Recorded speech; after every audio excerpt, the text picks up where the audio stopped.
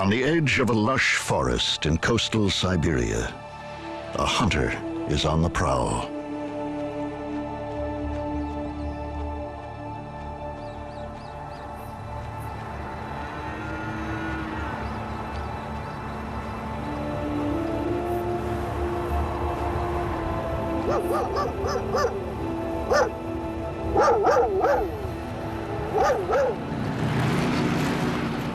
Ternay, a small town in Far East Russia.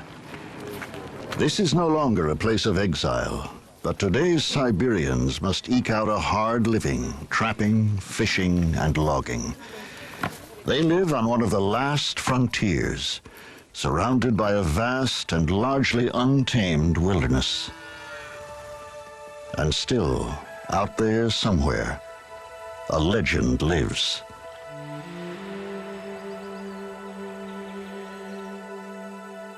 A creature of fearful power and stunning beauty. It is the biggest cat on Earth, the Siberian tiger.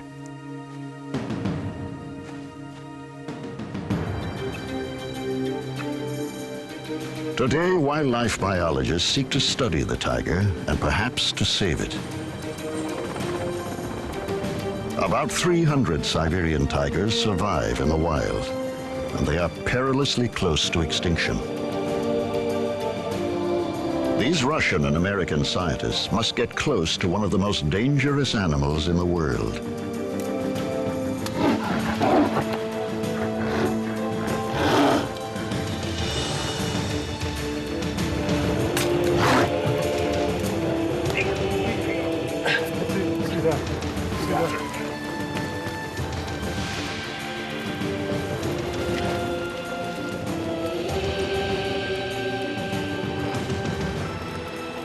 But while some seek the elusive tigers in the wild, one Russian scientist is studying them in captivity, mating and hunting.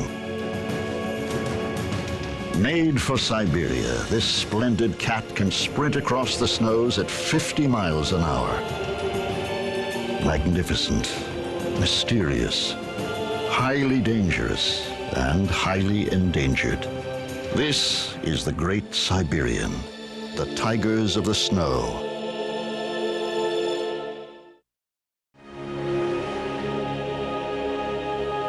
The coast of eastern Siberia. The Siberian tiger once ranged across much of the Asian continent. Once they numbered in the thousands. Now only some 300 survive in a narrow band of mountains on the Sea of Japan.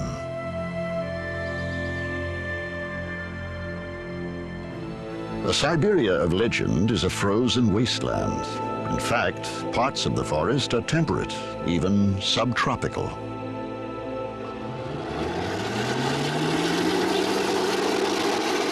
Here, Russian and American scientists are seeking to study wild Siberian tigers in a last-ditch effort to save them. Dr. Morris Horniker, an American big cat authority, has brought desperately needed technology to this crucial effort.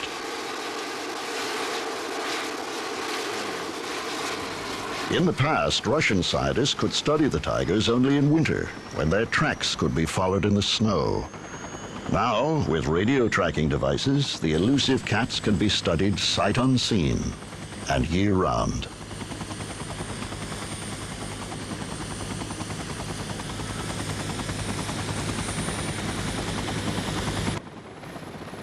My first work with cats was with mountain lions in North America, in Idaho.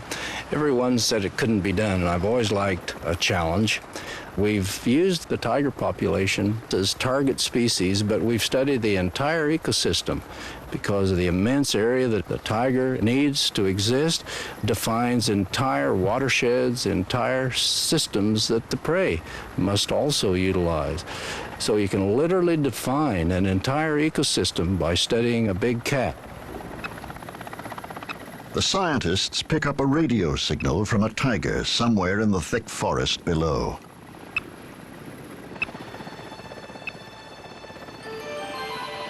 In fact, it's a number of tigers, and incredibly, they're out in the open.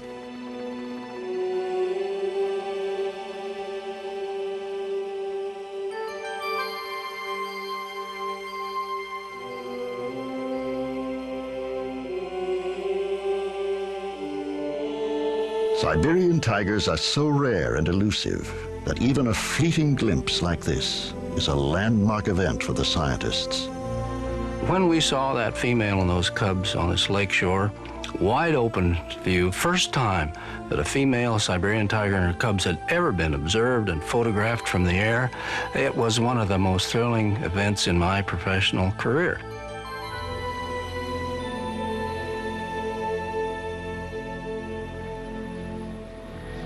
Horneker's team has tracked some dozen tigers by radio, trying to determine such essential facts as their range and distribution.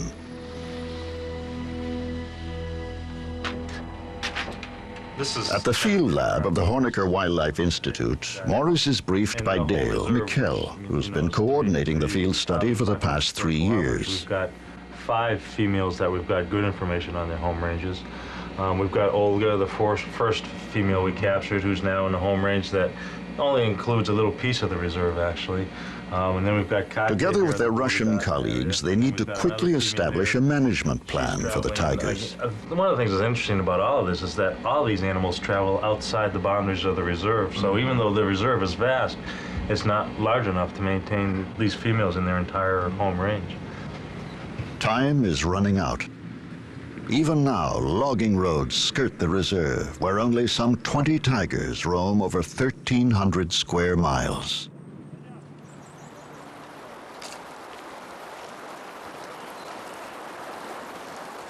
The researchers receive word that a tiger has been caught in one of their snares. A chance to add a new animal to their study group. Bart Schleyer and Dr. Horneker prepare to sedate the tiger.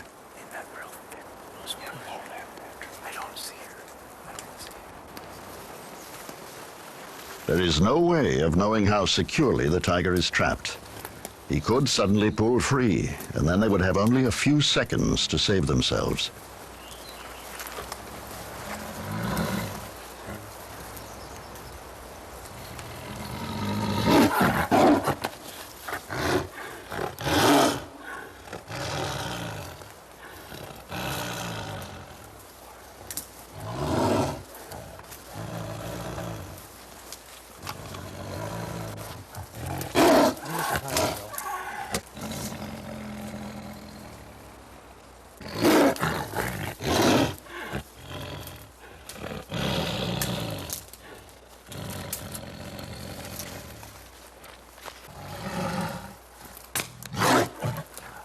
A tranquilizer dart should quiet the tiger down.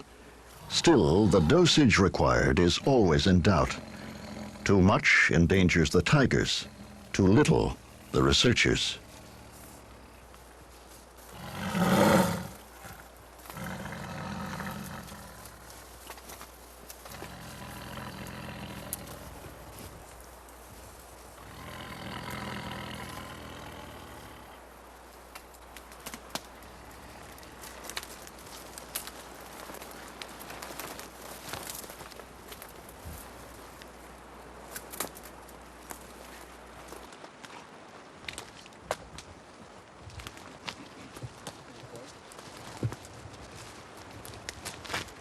It's a 3-year-old male.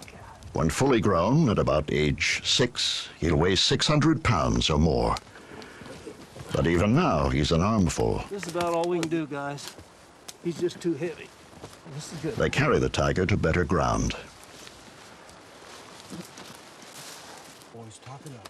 Yeah. His eyes must be artificially lubricated, since the blink response is sedated.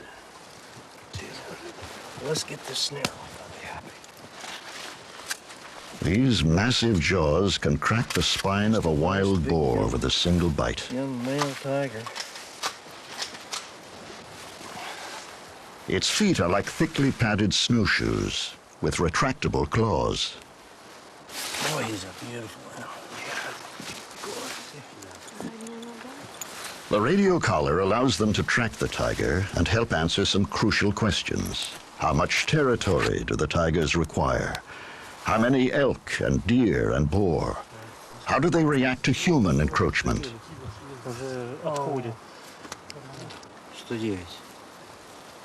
Suddenly, the tiger is having trouble breathing.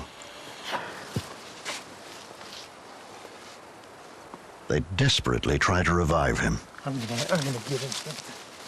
If someone can keep revive or moving. Yeah, but his breaths are real low. You want to keep. Yeah. Cool, cook. Mm-hmm. Give it to him. Give it to him pretty quickly, Bart.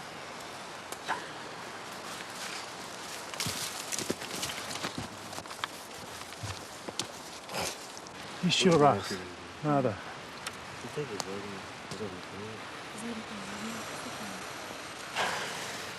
That collar's cut, Morris. That collar's cut. Yeah. Because we might have a cat that comes up real quick. The tiger must be given a stimulant. Nieto cola.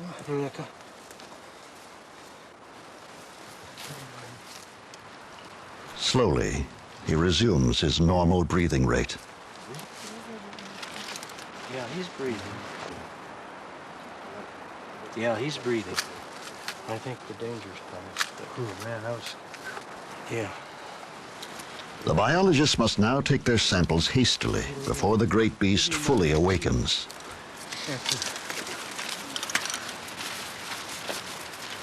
Pass me three. Right behind me.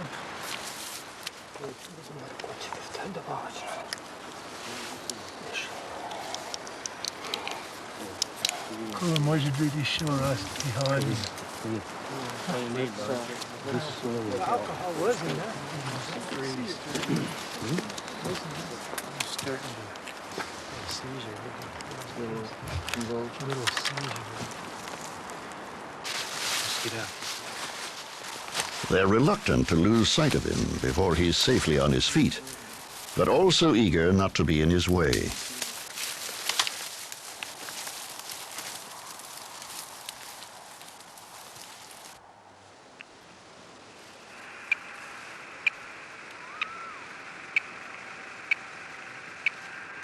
He's active.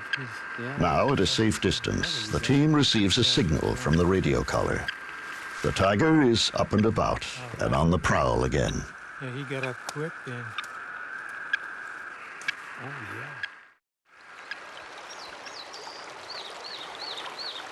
yeah. In another part of the reserve, the team is concerned about the signal from a tigress named Olga.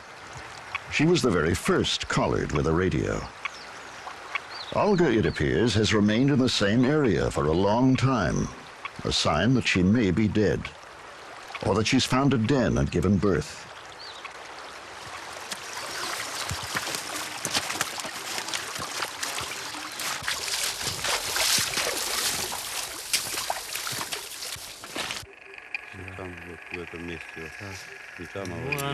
Dr. Yevgeny Smirnov, Russian tiger specialist, determines that Olga is in fact moving about her den site.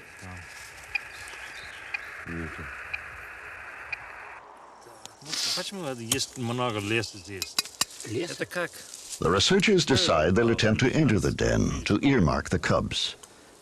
They'll need to wait until night, when the tigress should be out hunting, hopefully far from home.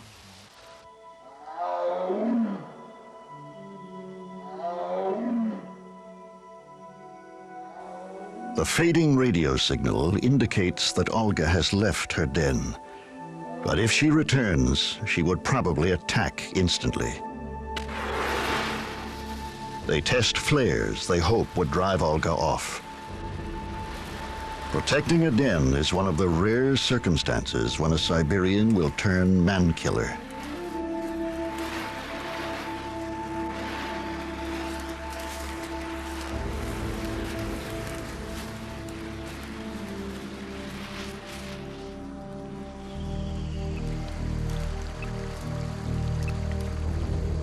Night is the time when tigers are most alert and aggressive.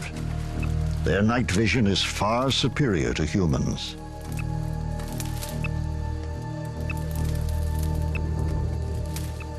The The signal from Olga, once faint, is getting louder. The team must quickly be in and out of the den.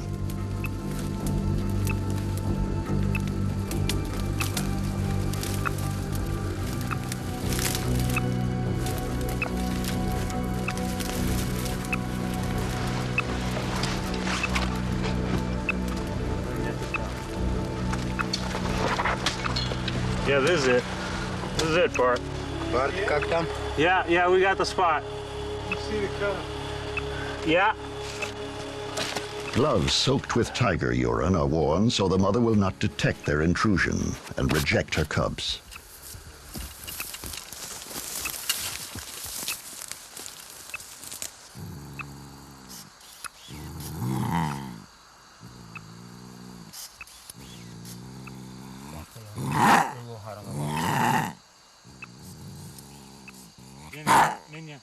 Go ahead.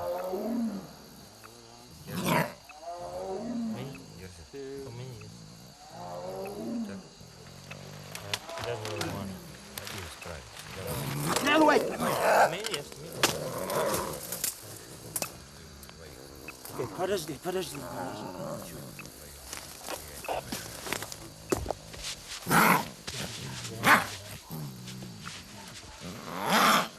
It's a healthy male, 2 months old.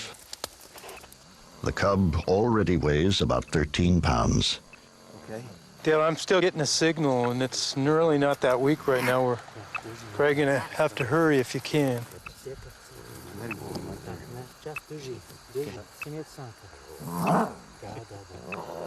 Unlike other cats, tiger kittens never learn to purr.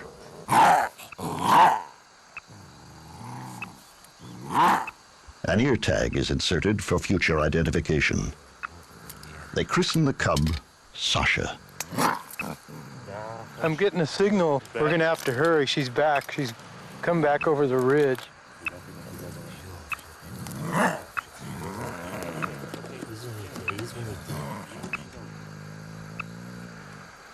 Their daring has set a new precedent.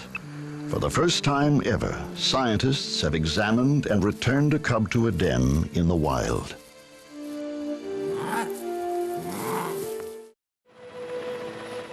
In towns and villages throughout coastal Siberia, people have learned to live with the idea of tigers. But attacks have happened, and some are afraid.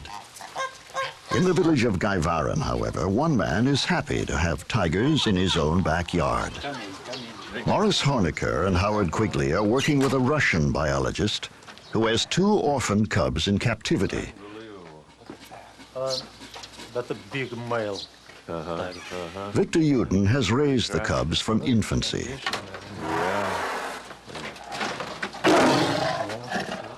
Yeah, okay. Victor is the author of a definitive natural history of the Russian wolf. But he soon learned that Kucher the tiger and Nyurka the tigress are different animals indeed.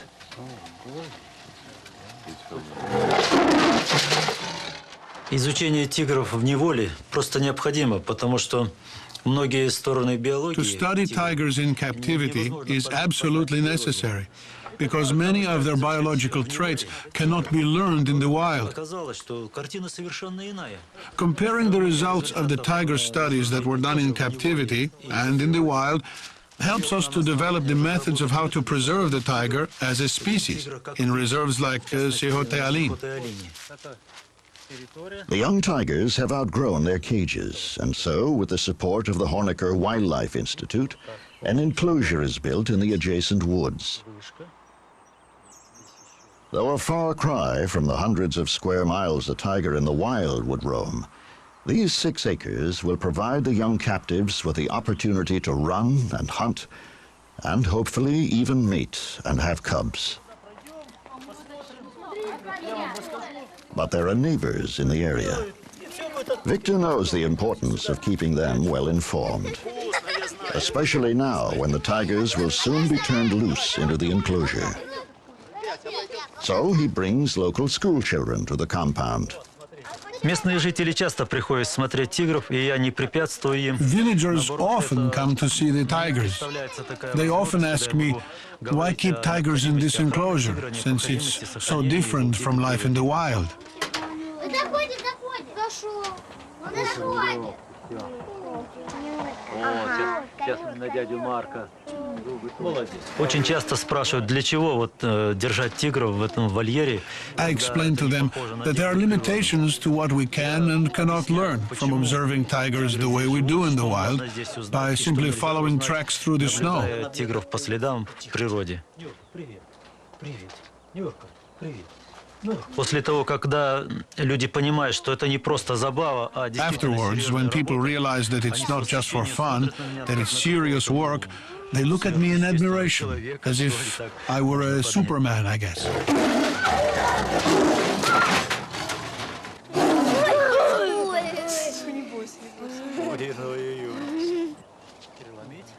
ставить патроны. The day has come when, for the first time, the tigers will step into the natural world they were intended to rule. No one knows how they'll react to their new enclosure. For Victor, it's an especially anxious moment, for he hopes the enclosure will be home to these tigers for the rest of their lives.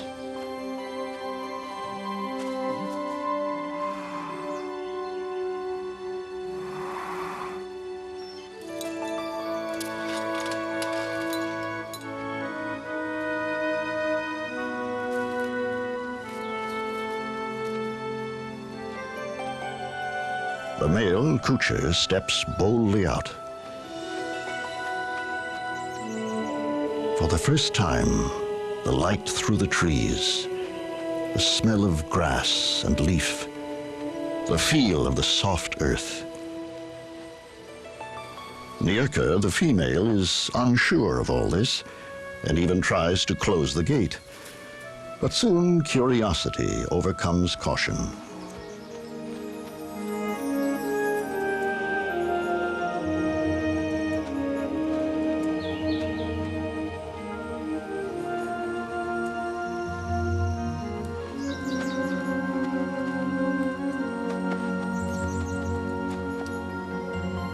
To Yuden's surprise, Kucher begins to feel a little frisky and tries to mate.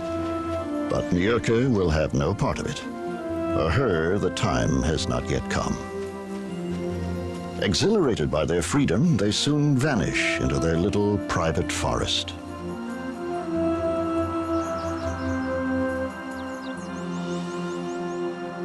To feed his feline charges, Dr. Yuden collects roadkill. Victor feels he knows the mood of his tigers so well, he can risk entering the enclosure.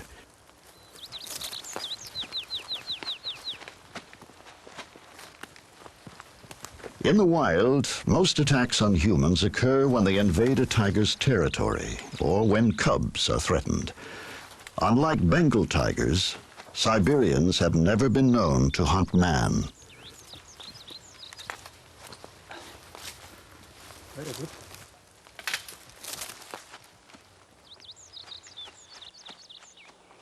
As the tigers settle into their enclosure, Dr. Yuden begins his observations and controlled experiments. He hopes to learn which behaviors are innate and which would need to be taught to captive tigers before they could be released into the wild. Tigers live in a world of feast or famine. Still, Kucher must wait his turn. Dr. Yuden notices it's the female who feeds first. With the coming of fall, the first brisk winds blow in from the Siberian Arctic. As if designed for these autumn colors, the tigers blend with the landscape. In the wild, their coloration becomes lighter as winter approaches, anticipating snow.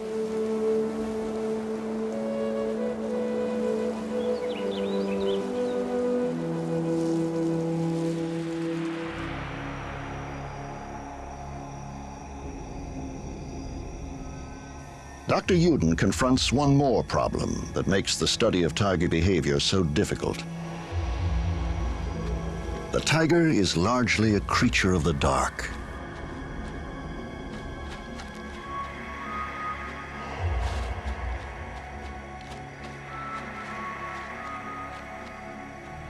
With their extraordinary night vision, Kucher and Yurka come fully alive only after sunset. Recently, they've begun to roam restlessly in the dark. Victor wonders if night has awakened an instinctive urge to hunt. When he releases a small rabbit in the enclosure, he quickly learns the answer.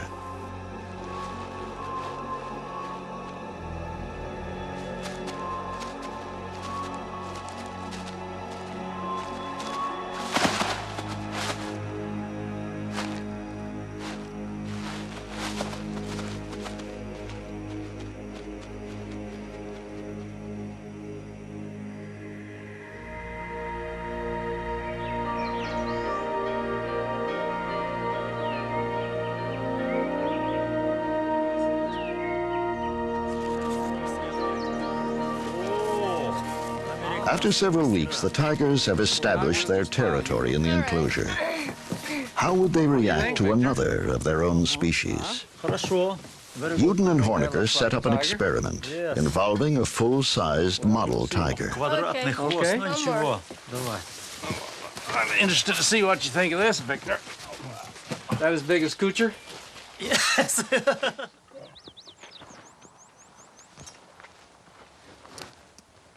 Tigers in the wild are solitary animals and fiercely territorial.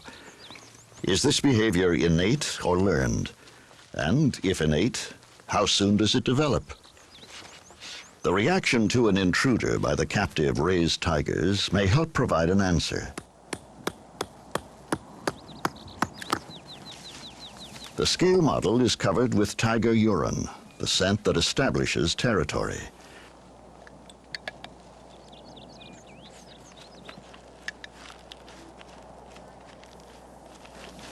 Recordings of tiger calls will be played into the enclosure. The stage is set.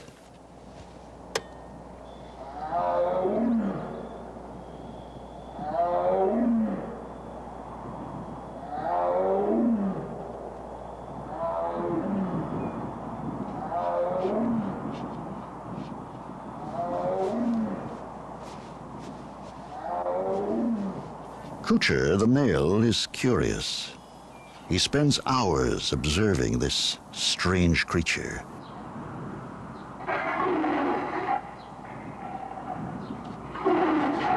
But by light of day, Kucher keeps his distance. It's only overnight that the researchers discover the tiger's real attitude towards the intruder. Every shred of color has been ripped from the model's skin. Only when the model no longer looked like a tiger did Kucher leave it alone. The defense of his territory is already a powerful instinct.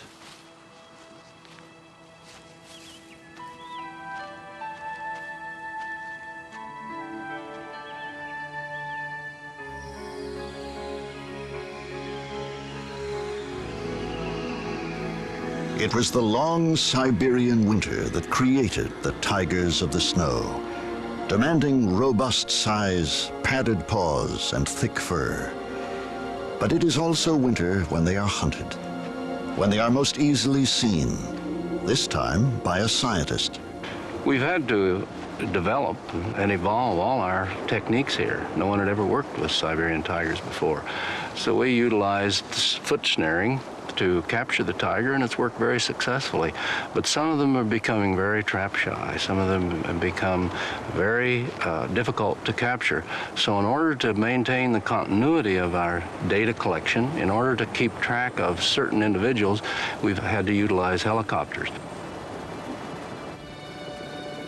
The hunt begins to recollar certain tigers. The information the collars provide is critical to understanding the boundaries required for the tiger's survival. Their territories are extensive.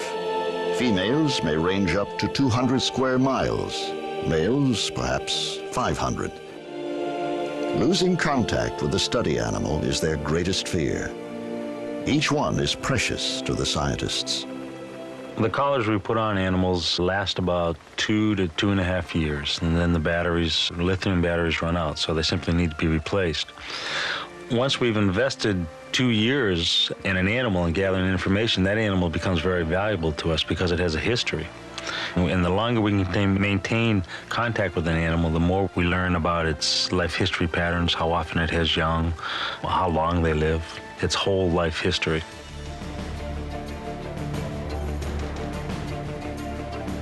The pilot spots something below. It's a wild boar running for its life. And in pursuit, a tiger.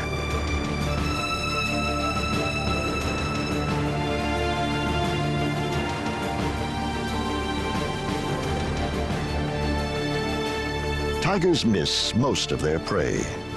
This time, the helicopter provides a distraction, saving the boar. The tiger is not amused.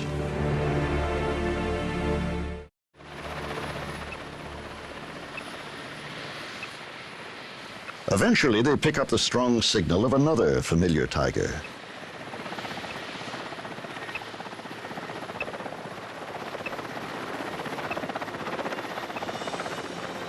It is Olga, mother of the cub found in the den. The helicopter quickly searches the area, hoping to spot her cub, Sasha.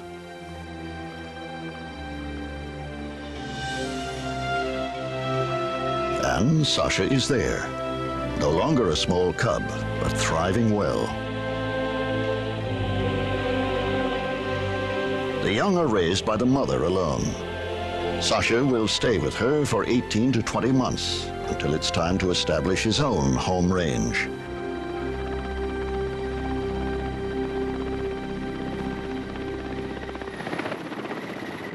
Not long after, they spot a tigress named Marivana. She is very aggressive and even climbs a tree to attack the helicopter. She only provides a better target for Bart Schleyer.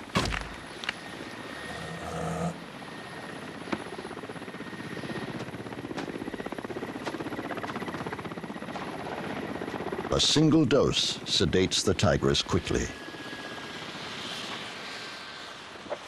Let's take blood, and that's about it, right? Let's check the other side of the archer. Okay, all right. This. The old collar is measured against the new one, which is given an extra notch for growth.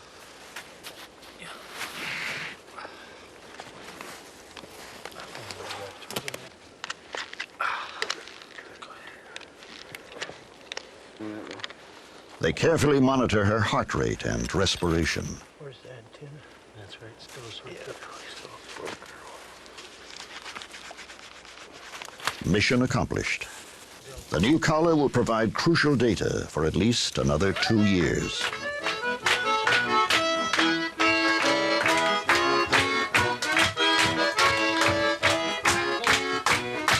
Not far from the cold, forbidding wild, the success of the venture is celebrated Russian style. It's also Bart Schleyer's birthday. For American and Russian alike, it's a camaraderie born of years of shared dangers and shared dreams.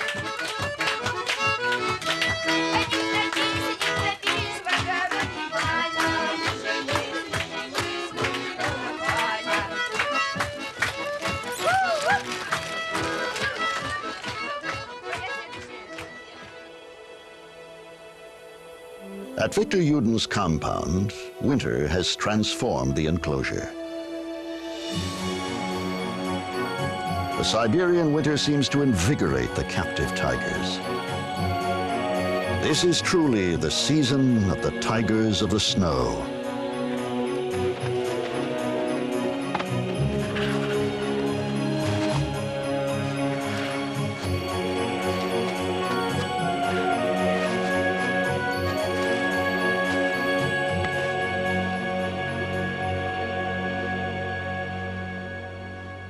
As Victor Uden observes, Kucher, the male, continues to stake out his territory, spraying the trees with his scent.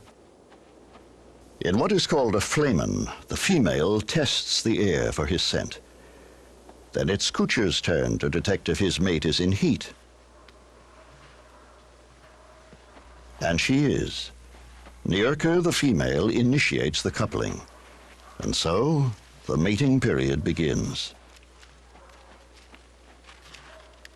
Если же нам удастся получить еще молодых тигрят, if we succeed in getting young cubs, it would be great, because then we can develop the best methods for returning the young tigers back into the wild. We'll try to bring them up in natural conditions so they will more easily adapt to joining the wild tiger population here in the reserve.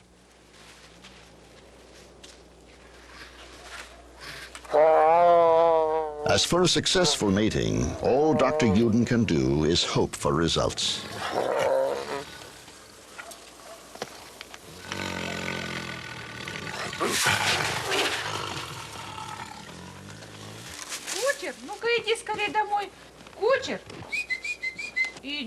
Victor's wife, Lena, has a special relationship with the tigers. She's nurtured them since they were cubs. When they must be brought in at night because of the dangers of poaching, only their babushka can lure them home.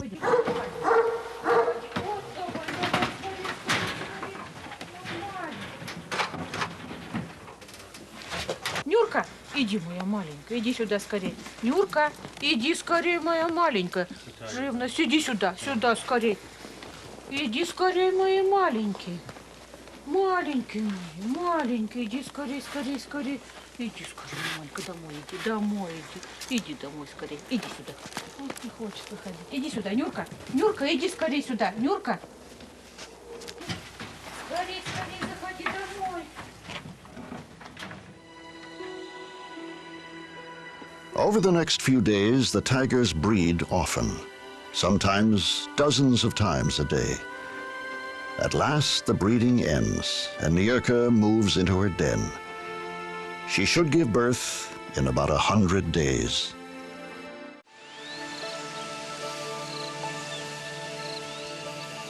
Springtime in Siberia.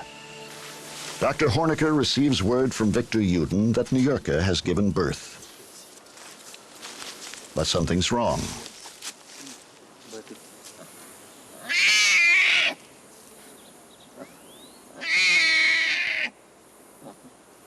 Victor's observed that the mother is not taking care of her cubs. This is not uncommon when big cats give birth in captivity.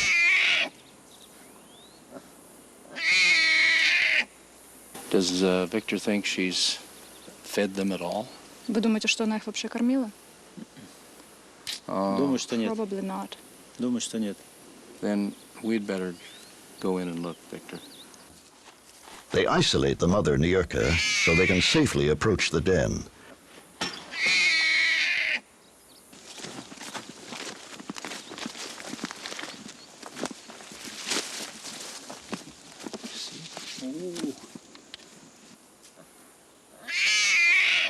One of the cubs is up and about, but looks hungry and unkempt. The other cub is barely moving, and Victor is clearly concerned.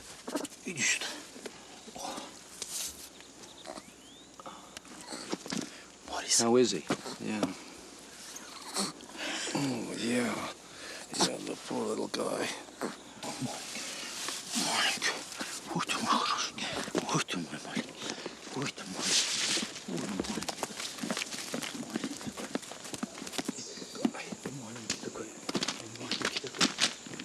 Suddenly, the cub stops breathing.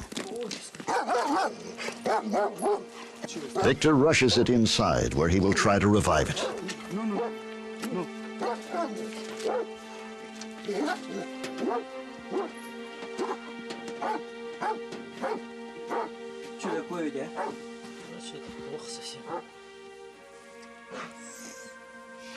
It appears the mother has neither groomed nor nursed her cubs, and this one is near death. With infinite patience, Victor massages the heart, hoping against all odds to bring the cub back to life.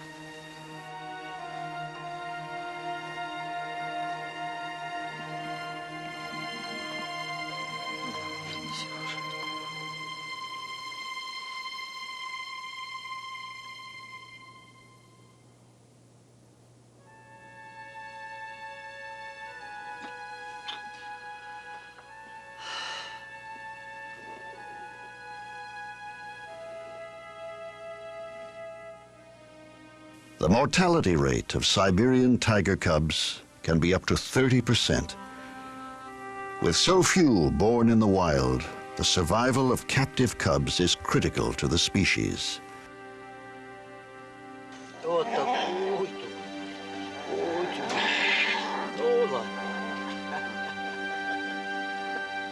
One cub is lost, but her brother, under Victor's tender nursing, recuperates quickly.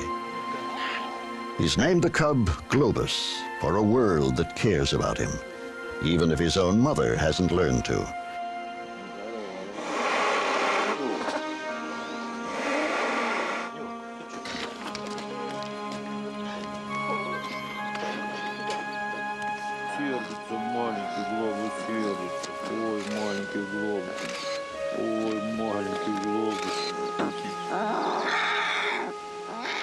Eventually, Globus will be brought to the United States as part of a captive breeding program.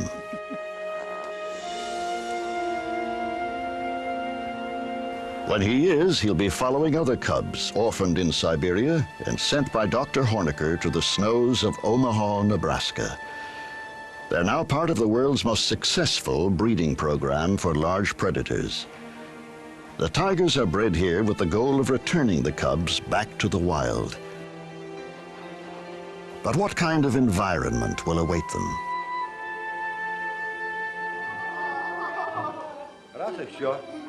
Back in Russia, Dr. Hornecker strives to educate Siberia's future caretakers. If we're to save these big carnivores as the world population increases, we must convince the younger generation that it's worthwhile conserving them. It's always so rewarding to me and gratifying to see how children accept this. They really love these big animals. They want to save them. And if we can convince them that it's in their best interest, then it's to their advantage and to ours.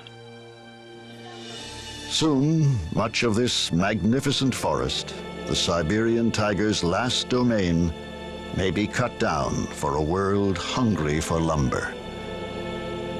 But the years of difficult and dangerous study have given birth to a plan to save the forest by saving the tiger in the wild. Selecting the tiger as the umbrella species to be saved means that the forests surrounding the reserve must also be protected. But there are no guarantees. Poised on the edge of extinction, the tiger of the snow evokes an old Russian proverb. Hope is the last to die.